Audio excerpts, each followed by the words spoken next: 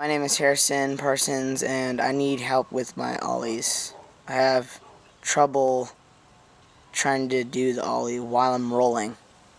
Hey man, thanks a lot for sending your video. I really do appreciate it. Cool, so this is good. You're starting out in the grass. Nice, easy gradient.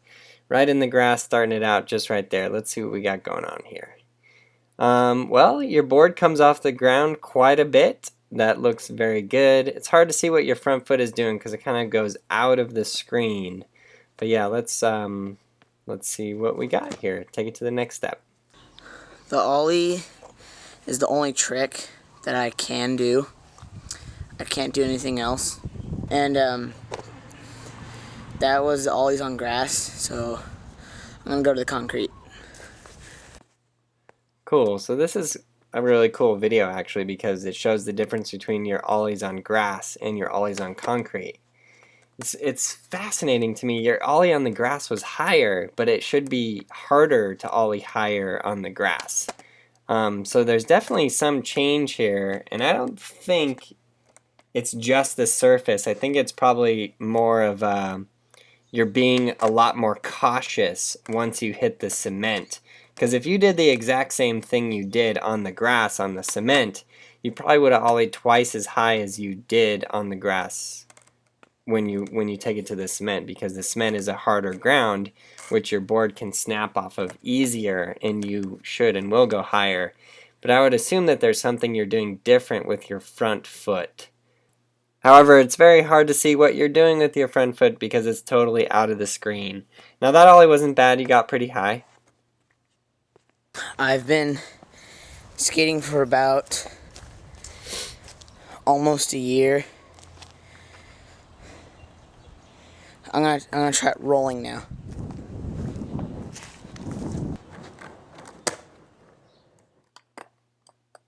Cool, so overall that is not bad. You know what is the problem here, and I would be willing to bet that you don't just skate your board around a lot. This is one of the biggest, most common underutilized step out of all of skateboarding made simple, or all of just beginners learning how to skateboard. You guys just want to do tricks, and I totally understand that you want to do tricks, and I just want to do tricks too. But in order to get good at tricks, you have to be really comfortable on your board. I tried rolling over this, or ollieing over this piece of wood, but it's super hard. So, please help. Cool, so this is a great lesson. Whenever you hit a part that you're like, this is super hard, take it back to a step that's not super hard. I bet you don't have too hard of a problem just riding around. It looked like you were riding just fine. So let's take a step that's not too much harder than that, like just turning. Ride around and turn both directions. Now pick up your tail and turn both directions. You want to practice this, and you want to ride every day. You want to ride to the school, to the store, down the street. Just practice riding down the street, and the more you do that, the more comfortable you're going to get. And the next thing you know, you're going to step on your board and you're going to ollie over that piece of wood, and you're going to be like, what changed? Well, what changed is you had the previous steps in well enough. It kind of gets into one of these questions of like, how good do you need to get to go to the next step? Well, you need to get good enough so that the next step isn't that difficult. When you're learning on a gradient, it means one step, and then the next step, and then the next step, then the next step.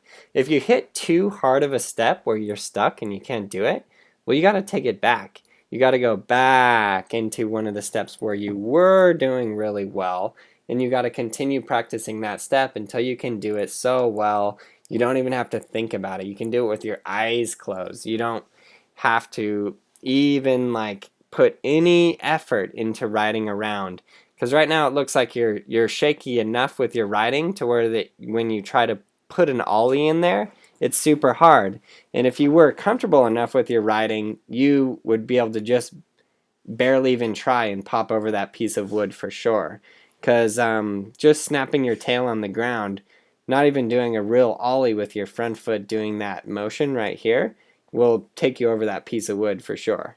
So yeah, it definitely is that prior step of just riding around, and make sure you get really, really, really, really, really good at that. Like I said, you want to ride your board every day. You want to be so comfortable on your board that it's almost more comfortable than walking. You know, that's what it gets to after a while.